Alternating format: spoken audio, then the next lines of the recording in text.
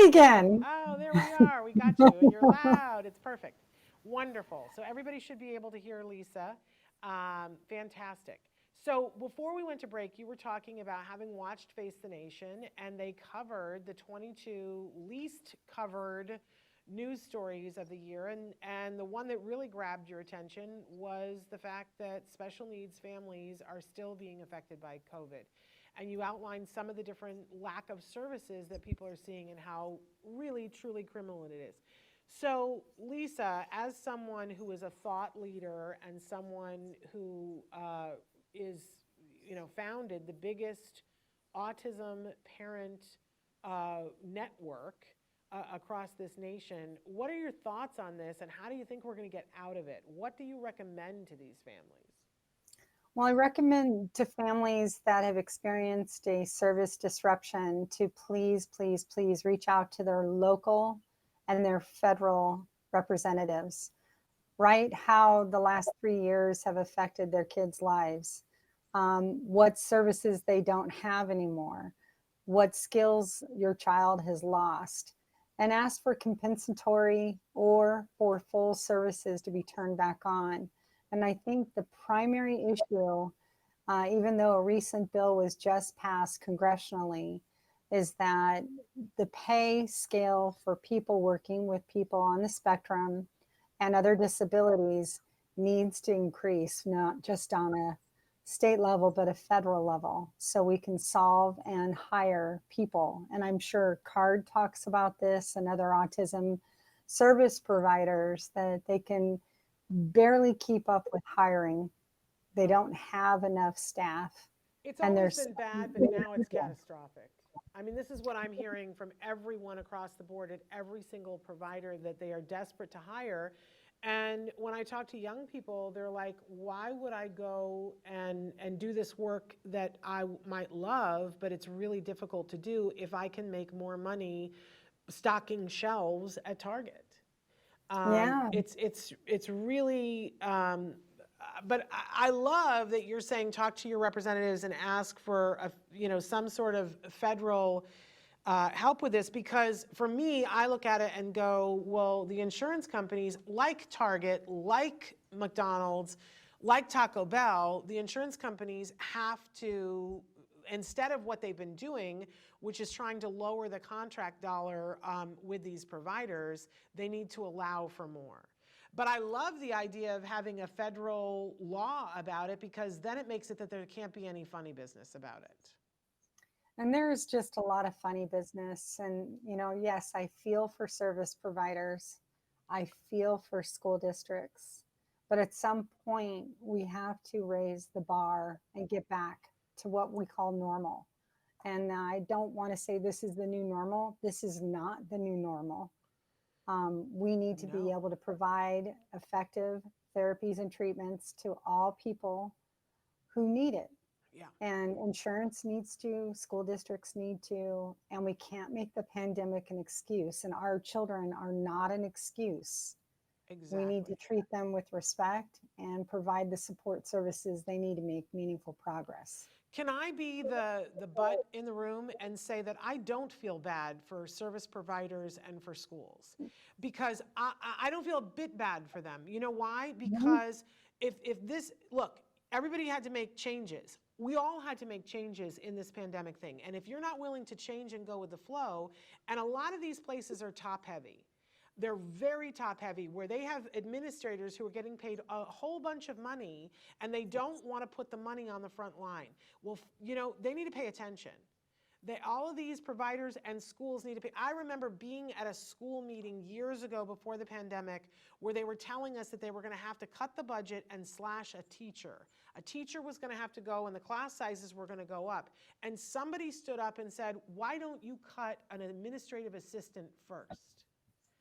And the person who was the head was like, because we can't do without them. And we were like, oh, but you can do without the teachers. It's because some of these people at the top are not putting their priorities where they should be. So I don't feel a bit bad for them. And Well, and I they were think making a what whole they lot of need to money do before the is pandemic. complain with us. They need to share Yes. that they're experiencing issues with providing services according to IDEA and federal and state laws, that they need to provide what's necessary and appropriate from an IEP to individuals on the spectrum. And like I was trying to say earlier, I don't know if it got caught, but it's even more impacted for our poor adults on the spectrum. We're starting to see services turn back on for our elementary school kids, but we're not seeing it turn back on as quickly as we need it for our teens and adults. Yes. And we have to start ringing the bell that we need help. Yeah. But I'm going to be honest, I think that until we get IDEA fully funded, that it's always going to be an uphill battle. And I would like to say to you, I've been saying on the show, hey, Joe, because Joe Biden has promised us, we had a campaign promise that he was going to fully fund IDEA. Now, I know he had a couple of other problems that he had to deal with, but we're a couple of years in now. I would like to get together with you to see if we can petition Dr. Jill Biden, to have a sit down with the three of us to see if we can't get her to push for IDEA to be fully funded like was promised. Would you be interested in They that? made a significant bump, but a bump is not 100%. We were promised 125%, so a bump is not going to do it for me. So I'm going to encourage and applaud, like a positive reinforcement. Yay, we got a bump. Now we got to do the full thing and meet our commitments. You are so much nicer than I am. Okay, so this is great, but again, if people missed, if you are a family who has had a shortage, we want you to be reaching out to your state, local, and federal representatives and tell them that you're not getting what you need. And sometimes that process takes a while. Sometimes you got to call 3 times before somebody will call you back. Make sure you tell those people when you call that you're a constituent and that you would like to get a call back. A lot of times you'll have to leave a message. I say keep it brief. What tips do you have, Lisa? Well, what you can do is the cheater way is share that blog on TACA Now blog, TACANOWBLOG.com, and go to the Face the Nation blog and share that and say, my family is experiencing a shortage and no services. And you can share that as the cheater. Not write very much, just write a sentence, tweet it, or fax it to your congressional or federally state representative. You can find your local representatives I'm going to send a little note. House.gov is where you would shoot for your federal, and then state. You could say, find my state representative, find my federal representative on Google, and it's very easy to come up and locate your local folks and your federal folks. So I encourage you to share the blog, say that this is an issue for your family, and make it that you demand resolution and that services for special needs children are brought back to federal and state standards. I wonder about this, because I know we've been experiencing this with healthcare as well, that for healthcare in general, it seems like, I'm hearing from all these people that, you need an appointment, but you can't get one for 7 months. For just general health things and even urgent health things, that we're hearing this. And the phrase that I was told to use, and I'm wondering if anybody is using this for autism, is that when I'm trying to get an appointment or I'm trying to get services and I can't, that I say, I'd like to talk to someone about denial of access to services. And I'm telling you, it's like the magic phrase, and instantly things change and suddenly there's an appointment available for you. Are you hearing of anybody using this phrase? Because I know it only works if there are actual services available. And for autism, I feel like a lot of times there's not even a body for them to give you. Are you hearing of anybody using this to any effect in the autism world? Yeah, the IEPs are still being definitely left behind. I wouldn't say, again, any stereotype. There are some families, and I would say elementary school families are starting to see things turn back on, but it's not in the 2019 levels. And what you can do is say, compensatory services, meaning go back and provide the services that needed to be provided. We're seeing some of that activate where they are elongating school years right now for regular education. So we may need to also consider compensatory services over summer so our kids can play catch up. Absolutely. Important point, you only have 2 years from the date of a loss of services to apply for compensatory. And as Lisa just said to us, we're coming up on the marker for the 3rd year. So make sure you put in your request as soon as possible if your child has lost any services, because you are eligible for compensatory services and reimbursement for you to get them someplace else for 2 years back from the date that you apply. So people get on this. I know people have gotten checks. I know people have gotten services because they pushed and were proactive. There is a timer on it. And, I'm so political, and I apologize to you for Lisa, but I did not have very much respect at all for Betsy DeVos. Honestly, I was not a fan of Betsy DeVos, but the one favor that Betsy DeVos did us was that while she was the Secretary of Education, she put out a thing saying that the pandemic was not a reason to short services. She signed the thing that makes it possible for them to not argue, well, it was pandemic, we can't get it. So I will thank Betsy DeVos for that and then lower my voice and not for anything else, because goodbye, good riddance. But they cannot say, well, we had COVID and so we weren't. If you have it in an IEP, you are entitled to it.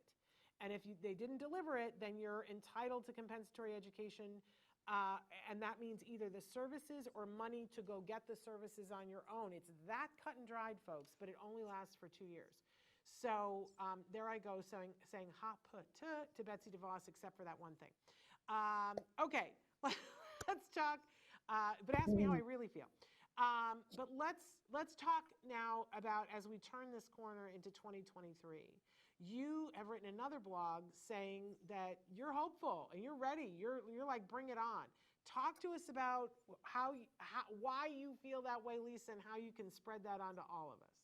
I feel hopeful because when you see kids, get help and support, they make great things happen. And that's my goal. My inspiration is every day the great stories we hear back from my kid is finally pooping after not pooping for 9 days, or sleeping through the night for the first time in 3 years.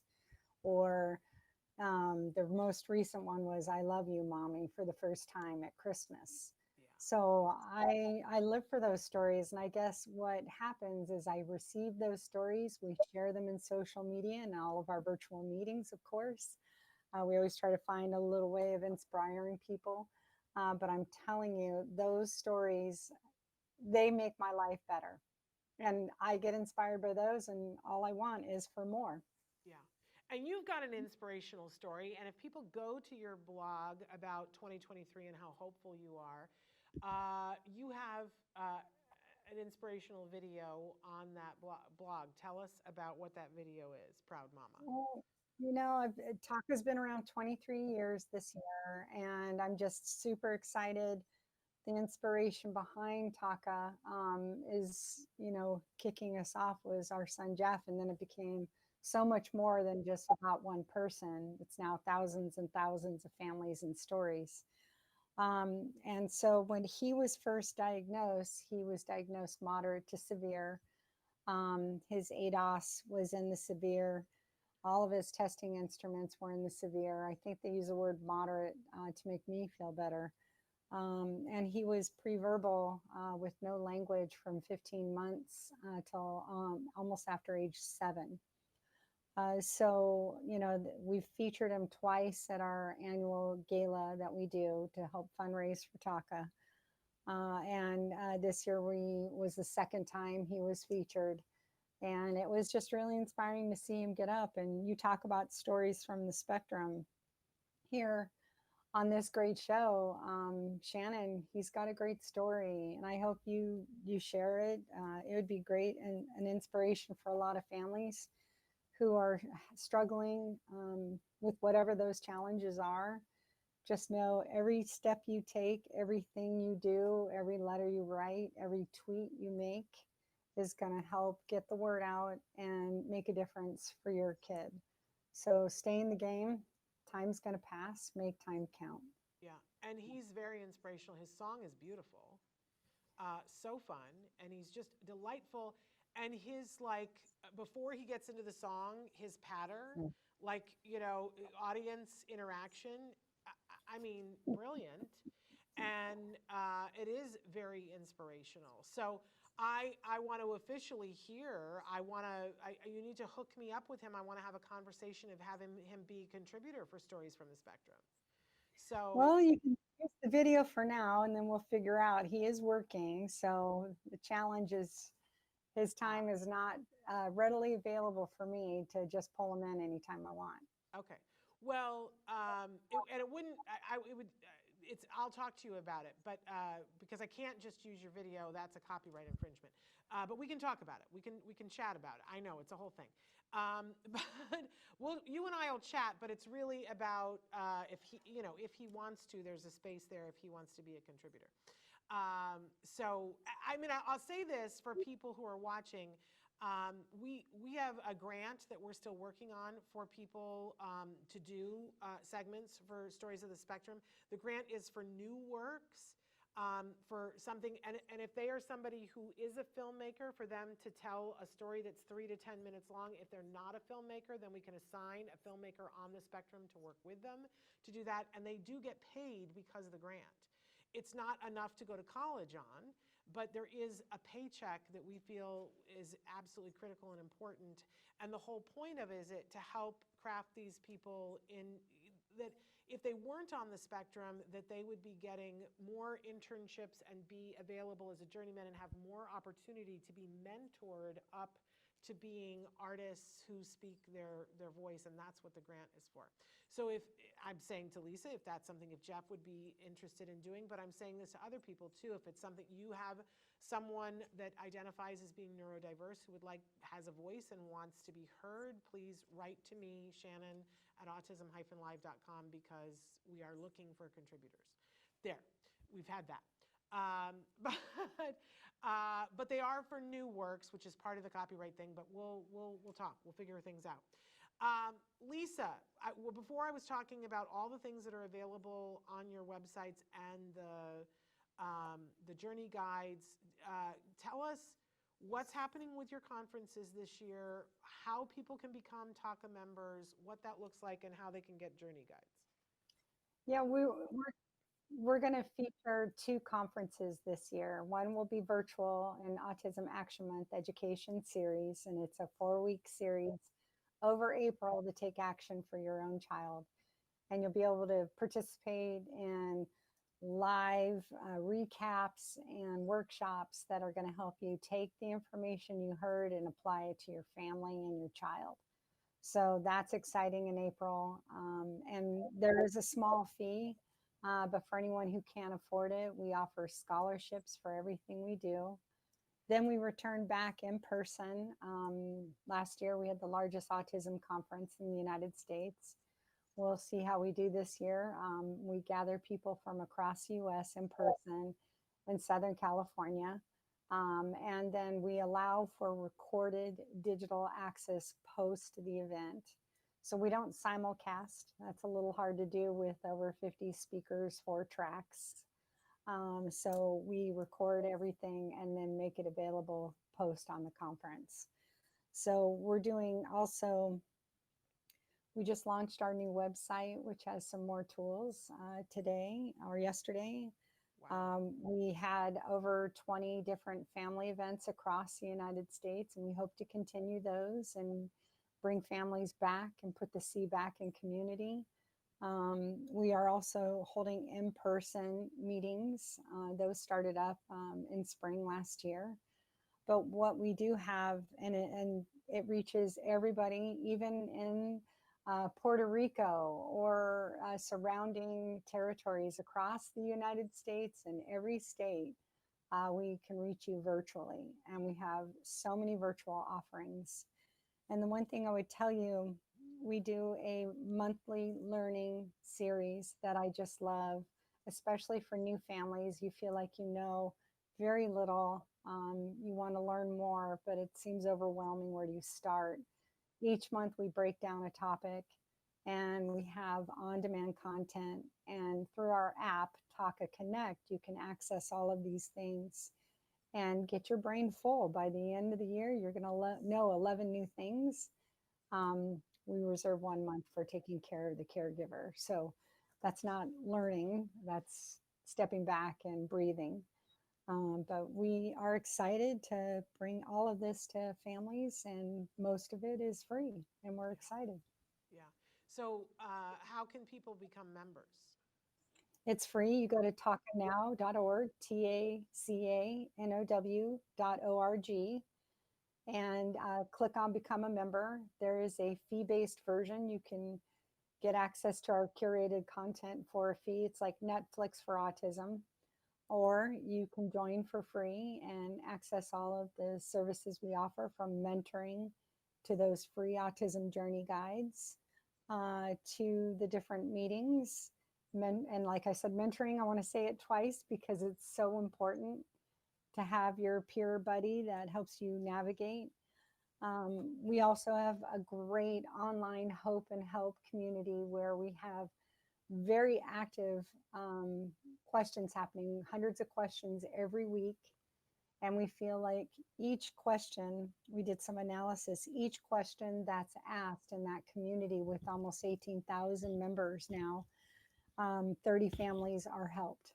So you can learn. If you don't know where to start, you go to that community, you can read the questions and be someone who's observing, or you can be someone who's asking questions on a regular basis, and we have moderators that help support you. And for families that are stuck, Shannon, we have virtual support, and it's a community where you gather in the app and you ask questions live with human beings that can help you take the path that you need. I have to say that so much of this journey, what I hear from people and what I certainly experience, is you feel like you're alone. I always say it's like you feel like you're on a planet by yourself.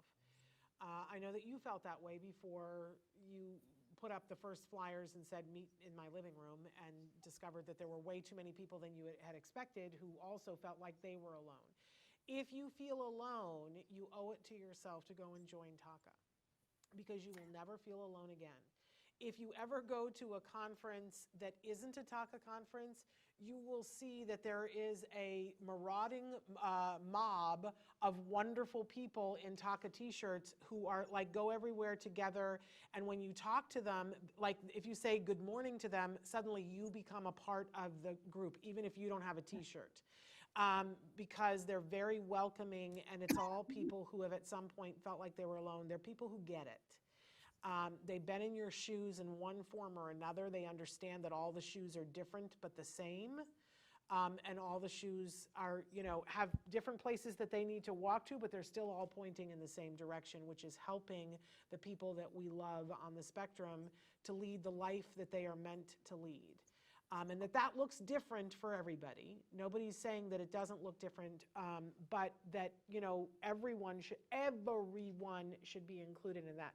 And I know that there are some parents that are watching that are like, but you're not talking about my kind of autism because my child is on the severe end of things. Yes, this group will welcome you with open arms and get you and hold you and help you through all of this. You owe it to yourself to avail yourself of the world of TACA, because you'll feel like you've come home, which is the highest compliment that I can give. So there, mwah. That's my love letter to you and to TACA, because I experienced that firsthand, and everybody I know, we're going to have Rachel Bird on tomorrow. She experienced that firsthand, right? And everybody I know that's had any dealings, when we have had viewers before who've gone to the conference either through a scholarship or because they paid for it or because sometimes you give us free tickets, everybody says, oh my gosh, you told me it was going to be life-changing, Shannon. I kind of doubted it. It wasn't. It was life-changing, and always life-changing for the better. Because I also love that you don't ever overwhelm anybody. you give information, but then you say, how are we going to put this into practice? What are the steps to do it? Everybody leaves with an action plan. It's very smart. You're a very smart woman. Aw, So it's a team. You know, it's a team. I can't take credit when we have an army now. But Shannon, the one thing that I want, because I didn't want to go to a support group when I was early on in my journey with my son, Jeff. But the thing that I didn't want to do is be locked up in my own house and be all alone. And so it's not that you're asking for help or something like a traditional support group. It's you're going to get inspired and a plan. So I really want families to look at it differently, to not think you're going to go and yeah, there's times we cry, but most of the time we're about action and celebrating accomplishments and picking someone up that needs to be picked up. And you talked about the action plan. This is a standard plan that we have after conference worksheet, what we can do to help activate families. And that's what we're doing every step of the way, whether you attend a virtual meeting, a coffee talk, or come to the conference, we're helping you make a path. So when you think of support group at TACA, think of creating that path and having community. It's amazing what you do. So again, we want people to go, and I didn't know you had a new website launching. How amazing. Because I just said your website is the best thing, so now you've made it better. I don't know what I'm going to do. My head sort of just exploded. So tacanow.org. Go there, check it out. That's what I'm going to do here in a hot minute. Make sure that you check on the blog and subscribe to the blog so that you get it on a regular basis, and so that because you won't be sorry. Lisa's always got something that's there for you. I thoroughly, thoroughly enjoy it. And you always have like you're clever, you're a good writer, and you always have something, the hook to come into. If you're watching us now, you should go back and watch years ago. Lisa wrote a blog about how she, as a parent of someone on the spectrum, that she felt like the soup Nazi was always saying to her, no soup for you. And because I happen to know close family friend, the soup Nazi, we surprised her and brought Larry Thomas, the actual actor who was nominated for an Emmy, into the studio and surprised her with that. It's hilarious, you guys. So you should check that out. He still asks about you and wants to know how you are, and is always happy to send the ladles to you, because you guys always auction off a ladle or two at your conference. He's a big fan now. It's ridiculous. We sell his plastic soup ladles for about $1,000. And he loves that. That makes him very happy. So he does. He asks, every time I see him, he's like, how is that? How is Lisa? How's all that going? And so, anyways, it's a big delight. But I appreciate knowing you. I appreciate the work that you do. I'm going to get misty here. I appreciate what it has meant in my life, and to our progress. So it's been meaningful. And I know that that's just one person, but I know so many people who feel that way too. And Renee, I love what you wrote, that Renee said that I make her feel every day at home, but Renee, that's because I stand on Lisa's shoulders. So let's be clear about that. I couldn't have gotten here without Lisa and the help and support that we got. So there you go, you guys. All right, I'm crying now. No, you're crying.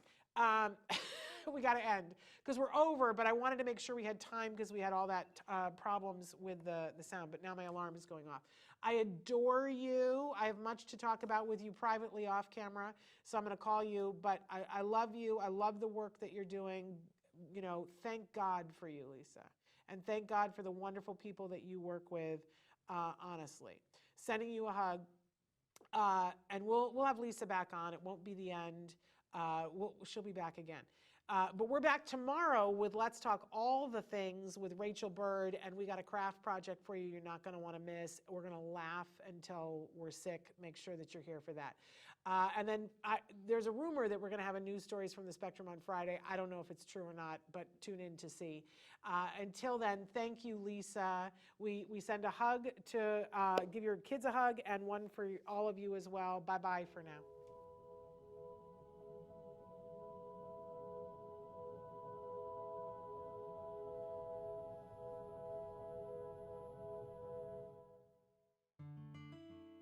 Thanks for watching Autism Live. If you found anything helpful in this video, please give us a like. In fact, make sure that you smash that subscribe button on YouTube and give us a like on Facebook. You can also follow us on Twitter and Instagram for important updates. And please download our free podcast wherever you get your podcasts. See you next time. Until then, give your kiddos a hug from me and one for you too. Bye-bye for now. To subscribe, click here. And if you'd like to check out some more of our videos, click here.